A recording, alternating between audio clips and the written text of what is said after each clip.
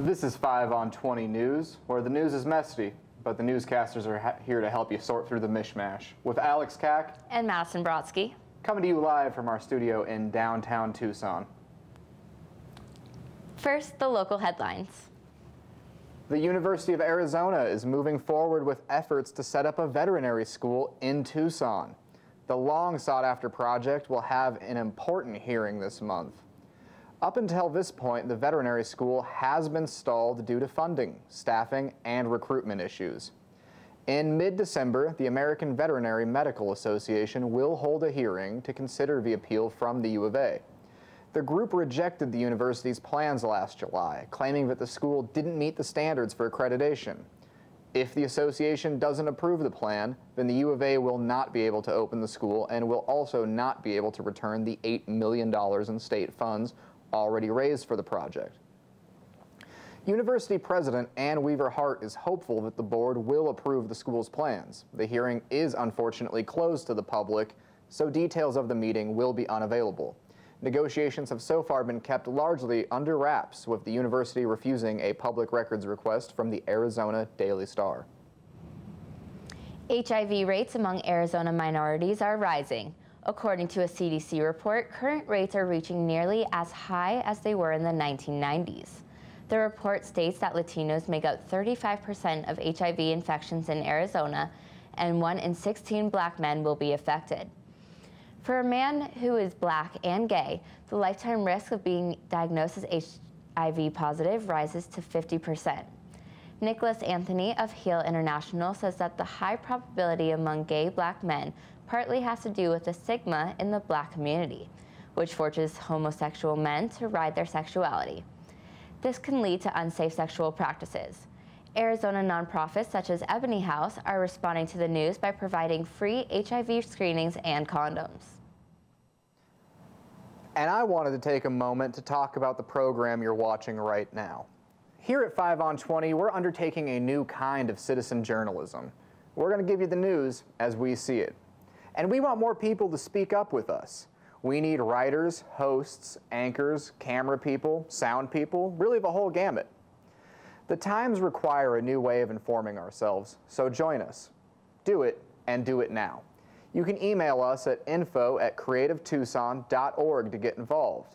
And if you think there's a story we're getting wrong, a suggestion about something we need to be covering, a person we should interview, an upcoming event we should be aware of, or any other news tips, email us about that too at info@creativetucson.org. We are here for you, and we want to cover all the stories from all the points of view. So don't be strangers.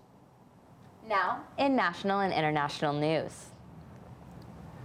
In a stunning turnaround, the Army Corps of Engineers say they will seek an alternative route for the Dakota Access Pipeline.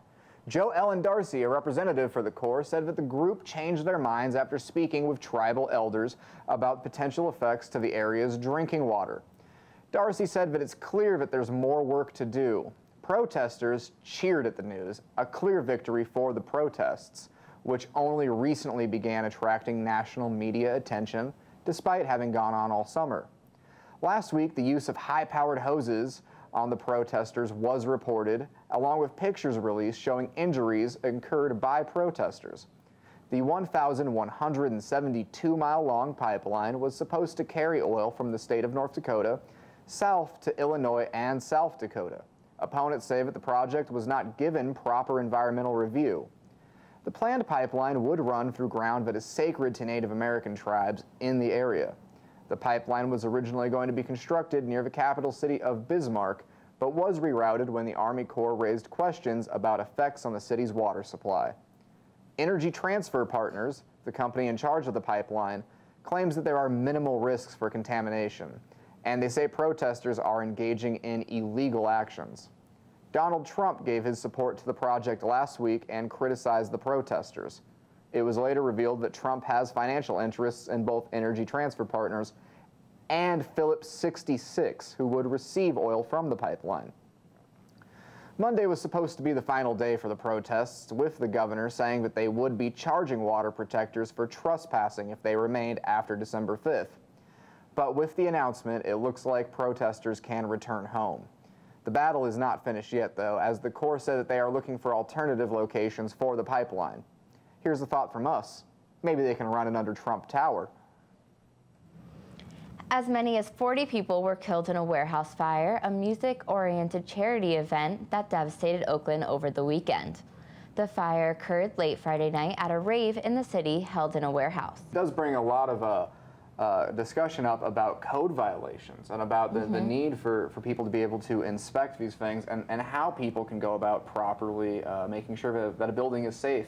Yeah, apparently the warehouse already has 3 code violations in the past. And that's, I mean, obviously an unacceptable number, and there are a lot of questions that still need to be answered about, you know, what the owner was doing. Is he going to be criminally liable? I mean, how are we going to know about that, and how are we going to make sure that this doesn't happen again, you know, in the Bay Area, California, or the rest of the nation? You know, these are important questions I think we're going to have to discuss as time goes on here. And I think the story will uncover itself more, and we will definitely keep you guys updated as the story uncovers, as it's an ongoing investigation. Of course, we would direct any of the families or friends of people who are still missing or whose whereabouts are unknown to check the music event's Facebook page. There has been news trickling in through there about the whereabouts of many attendees as well as performers. And our hearts go out to any families who have suffered tragedy through this event. And we hope that we can find comfort in this tragedy together. Moving on to further national and international news. President-elect Donald Trump is warning U.S. companies that there will be consequences if they move their operations out of the country. And for once, Trump is actually delivering on one of his campaign promises. That promise is to apply additional taxes on companies who have offshore factories. Trump is hoping that this will save U.S. jobs, but experts have called into question Trump's plan, which he says will tack a 35% tariff on the companies. Economists have said that the tariff would ultimately harm U.S. businesses and cost more jobs than would be saved. They say that this is because of the complex supply chain involved in the modern marketplace. In our current system, components are often made in China and other countries, and they coordinate with U.S. businesses to create the final product. Experts claim that it is naive to think that products could be made in a single place efficiently. That kind of manufacturing is a relic of another time, perhaps a time when America was great. Trump's plan was announced as per usual through Twitter. The tweet included a misspelling of the word substantially, where Trump left out the second L in the word. Trump ended his early morning Twitter tirade by announcing that the United States is now open for business. Trump was criticized for a $7 million tax gift given to Carrier to keep some jobs in the country. Many fear that those jobs will still be replaced by investing in automation. Robots, however, cheered upon Trump's announcement, with a representative declaring that they are one step closer to domination over humanity. In a surprising turn, former vice presidential candidate Sarah Palin had a rare moment of clarity. Palin denounced Trump's Carrier plans as, quote, crony capitalism, claiming that these kinds of subsidies create an unfair environment that does not represent conservatism. The nation shook its head in collective confusion as liberals found themselves agreeing with Sarah Palin. The UN has accused the U.S. military of controlling outgoing information related to the war in Afghanistan. The dispute began when a UN report claimed that U.S. drones killed 15 civilians in Afghanistan. U.S. officials claim that the strikes only killed members of the Islamic State. In response, General John W. Nicholson considered banning the UN's access to the military base in the capital of Kabul, a move causing UN officials to declare the relationship a nightmare. The U.S. officially ended its combat mission in 2014, ceding control to the UN while they took on a strictly advisory role. Apparently, that advice involves using drones to bomb everything in sight. Since ending its mission, the situation in Afghanistan has deteriorated quickly, with the Taliban regaining control of much of the country.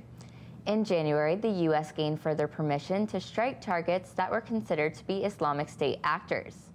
Recently, this resulted in the airstrike that killed 30 civilians near the city of Kunduz and a recently mistaken attack on a hospital which killed 42 people. The U.S. military rejected an independent investigation into the incident by the UN. Afghanistan experienced the highest number of civilian casualties in the world while being virtually ignored by the media in favor of Donald Trump's tweets. Meanwhile, former Afghanistan President Ashraf Ghani said that the Taliban wouldn't survive 1 month without the support of Pakistan, the country's #1 enemy. Pakistan has consistently been accused of using its secret police service to covertly aid the Taliban in order to destabilize Afghanistan. This is the same Pakistan that Donald Trump called last week to deliver an oddly friendly message. In the call on Friday, Trump told Prime Minister Nawaz Sharif that he was a terrific guy with a very good reputation. After being invited to Pakistan, Trump fantastically said that he would, quote, love to come to a fantastic country, fantastic place of fantastic people.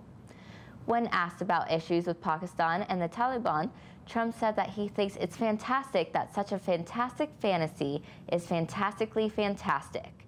In response, the English language drank a fifth of whiskey so it could sleep it off. And in another gain for the anti-establishment, Italians rejected constitutional reforms that would have centralized the country's government. In response, the Italian Prime Minister Matteo Renzi resigned, fulfilling a promise he made before the vote. Italy voted on the referendum Sunday, which would have streamlined government by eliminating voting rights for a handful of regions in the country. Italy features a unique voting structure that makes it easy for a law to be blocked by the Senate in any region.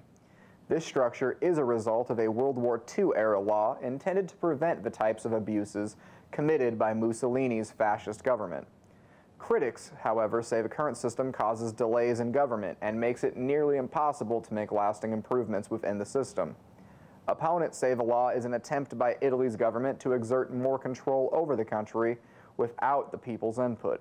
The referendum's defeat delivered a substantial victory to Italy's Five Star Movement, an anti-immigrant group that has sworn to leave the EU if elected to the Prime Minister's office. If Italy were to leave the EU, it would leave the coalition toothless after the passing of Brexit and the possibility of a far-right government takeover in France. It looks like Donald Trump may have some friends on the horizon after all, and it looks as though the only thing the world can come together on is hating others. But it wasn't all victories for the xenophobes of the world. As insane as world politics has been, it's probably not too surprising that the racists were defeated by the country where Hitler was born. Austria voted overwhelmingly against Norbert Hofer, who represented the far-right anti-immigrant Freedom Party in the country's presidential election. Hofer complained against the influx of refugees into the country and delivered an anti-European message throughout the election. He was favored to win by many, but lost the election by 6 percentage points to the Green Party's Alexander van der Bellen.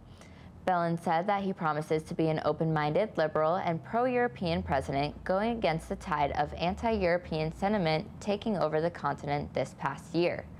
Austria's president is mainly a ceremonial role where the position doesn't include voting power, but is used more to dictate the direction of the country. Responding to the news, Donald Trump sent a congratulatory message on Twitter to the Prime Minister of Australia, adding that he thinks bloomin' onions are terrific. Despite having environmentally friendly policies on the books, major banks are accused of funding projects that could have severe environmental impacts. In recent years, banks such as Credit Suisse and Bank of America adopted rules against funding projects that destroy rainforest land or may be otherwise environmentally damaging. However, a New York Times investigation found that banks gave out $43 billion in loans to projects linked to deforestation and forest burning in Southeast Asia. Much of the funding is aimed at palm oil operations in Indonesia, which have been shown to cause severe deforestation in a region rich with rainforests. According to the Union of Concerned Scientists, deforestation is responsible for 1/10 of total emissions that contribute to climate change. At times, daily emissions from forest fires in Indonesia were higher than the emissions produced by the total economic activity in the United States. A study by Harvard and Columbia showed that the fires have caused at least 100,000 premature deaths in the country, while the World Bank found that the fires have cost Indonesia's economy $16 billion. In addition to environmental costs, the palm oil projects use child labor, with kids as young as 6 subjected to grueling work. Indonesian plantation owners have denied that they use child labor, despite evidence provided by local human rights organizations. Jill Stein's recount efforts are ramping up as she targets Pennsylvania next. Over the weekend, Stein initially said that she would drop the Pennsylvania recount due to costs to the taxpayer. According to Pennsylvania law, the state's taxpayers must pay $1 million to perform a recount. In response, Stein will take the case through federal courts to force a recount and claim the state's officials are stifling democracy. The state's Republican Party was instrumental in stopping Stein, claiming that she was trying to discount the Electoral College vote for Donald Trump and gain a victory for Hillary Clinton. Stein says the recount has nothing to do with Clinton and is aimed to ensure the electoral vote tallying software can't be hacked. Stein, who raised over $7 million on the internet for the recount efforts, received about 1% of the vote in Pennsylvania. Donald Trump, who suddenly believes in the integrity of our elections, lashed out on Twitter, calling the recount a Stein scam to raise money. Next week, Trump will introduce his recount to the Recount campaign. This was Alex Kack and Madison Brodsky for 5 on 20 News. Next up, Sean Sees Dead People.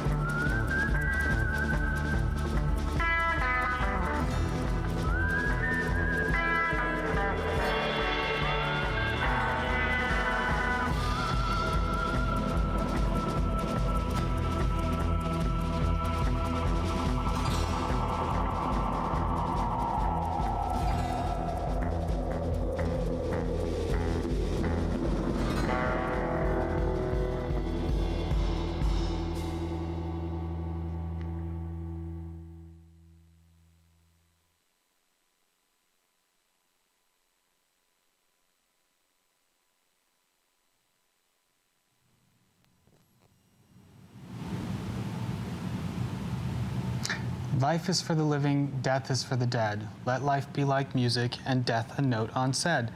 Langston Hughes said that. And today on Sean Sees Dead People, I'm talking a prisoner, a poet, and a great Lakota chief, the Count of Monte Cristo, and extra-dimensional disbelief. Let's go. On this day, in 1784, American poet Phyllis Wheatley died while in childbirth at the age of 31. She was born in West Africa, Senegal to be exact, in around 1753. She was brought to Boston on a slave ship in 1761 at the age of 7 and purchased by John Wheatley as a personal servant to his wife Susanna. She was educated by the Wheatleys and became a master of Latin and Greek and it was in 1767 that she published her first poem, making her the first published African-American poet. The poem was a story about two men who nearly drowned at sea and was printed in the Newport Mercury. A strong supporter of America's fight for independence, Wheatley penned several poems in honor of the Continental Army's commander, George Washington. Wheatley sent one of the said works, written in 1775, to the future president, eventually inspiring an invitation to visit him at his headquarters in Cambridge, Massachusetts. Wheatley accepted the offer and visited Washington in March of 1776, and while Wheatley had been granted freedom, her life inevitably took a turn for the worst. Both Susanna and John Wheatley died, and as her major supporters, this made things quite difficult for the poet. She did marry a free African-American man from Boston named John Peters, with whom she had 3 children, all of whom died in infancy. And their marriage proved to be difficult, with the couple battling constant poverty. Phyllis was forced to find work as a maid in a boarding house and lived in horrifying conditions until her death, her early death. And this is an excerpt from Wheatley's poem on the death of a young lady of 5 years of age. Till having sailed through life's tempestuous seas, and from its rocks and boisterous billows free, yourselves, safe landed on the blissful shore, shall join your happy babe to part no more. And on this day in 1870, Alexandre Dumas, the French novelist and playwright, died of a stroke at the age of 68. Dumas was his maternal grandmother's name, who was an enslaved Haitian woman. His maternal grandfather served in Napoleon's army as a general, which is the highest rank afforded to a black man in France at the time. Dumas was a prolific writer of essays, short stories, and novels, as well as plays and travelogues. But he achieved widespread success with his novels The Count of Monte Cristo and The Three Musketeers, which were initially published as serials. He also penned the fantasy novel The Wolf Leader, which is considered one of the earliest werewolf-themed books. And the popularity of his writing made Dumas a household name in France and a celebrity throughout much of Europe. Upon his death, he was buried in the cemetery of Villy-Cotterêts. Sorry for that pronunciation. And in 2002, his body was moved to the Panthéon in Paris, where he now rests among other French literary greats like Victor Hugo, Émile Zola, and Rousseau. The president at the time was Jacques Chirac, and he spoke highly of Dumas and was the reason why he was granted a tomb there. So, on this day, in 1895, Chief Gall of the Hunkpapa Sioux, or a group of the Lakota Indians, died of heart failure at the age of 55, around 55. He lived on what is now the Standing Rock Indian Reservation at the time of his death, and he was raised an orphan and was given his name after allegedly eating the gall of an animal. He often went by the name of Peasy and was a reputable warrior as well. As a young man, Gall took part in many battles fought by the Dakota bands under Red Cloud, who was another Sioux chief. When the Treaty of 1868 was signed, Gall was one of the many who refused to comply with the provisions that all Dakota Indians would have to live on reservations. The Great Sitting Bull would eventually adopt Gall as a younger brother, which would lead to Gall becoming a war chief. At one point, Gall was accused of a murder he did not commit, and the army put a price on his head. Gall went into Fort Berthold to protest, and he was seized, bayoneted, and left for dead. Remarkably, he was able to crawl away and survive. Later, he took his revenge by participating in several disastrous or failed raids. But in 1867, Sitting Bull, Gall, and their warriors were grouped in a huge encampment on the Little Bighorn River, which was perhaps the largest single gathering of Indian forces yet seen in the Northern Plains area.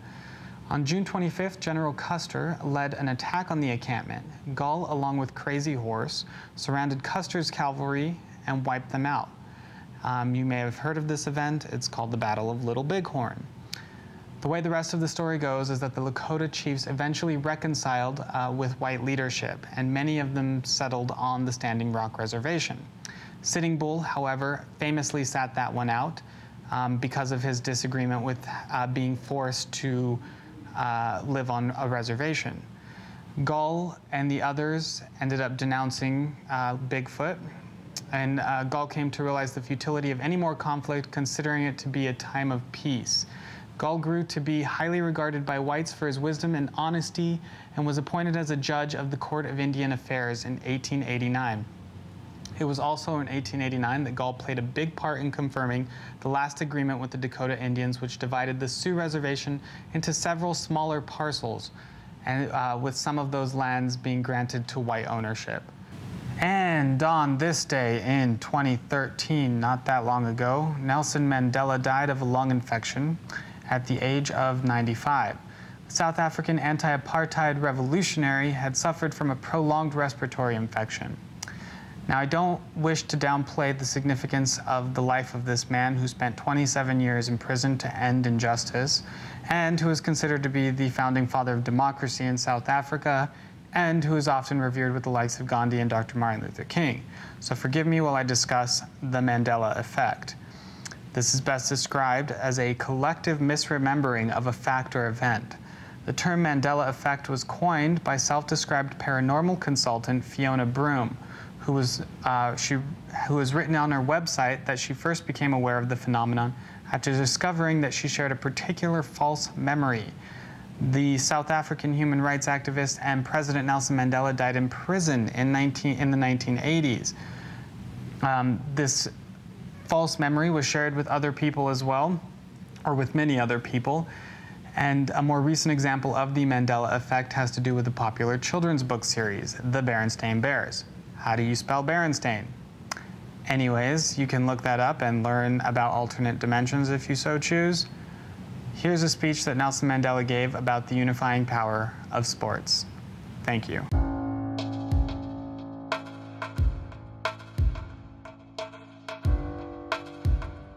It has the power to inspire. It has the power to unite people in a way that little else does. It speaks to youth in a language they understand. Sport can create hope where once there was only despair. It is more powerful than governments in breaking down racial barriers. It laughs in the face of all types of discrimination. The heroes are standing with me are examples of this power.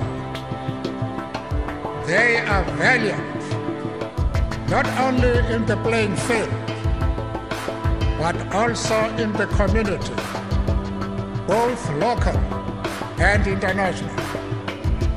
They are champions, and they deserve the world's recognition.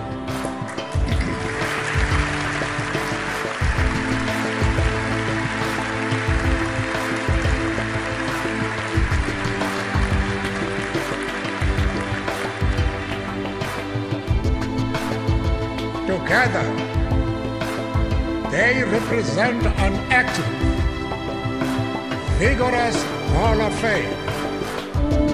A Hall of Fame that goes out into the world, spreading hope, inspiration, and hope. Their legacy will be an international community where the rules of the game are the same for everyone, and behavior is guided by fair play and good sportsmanship. I ask you now to rise and join me in commending the original inductees into the World Sports Academy Hall of Fame.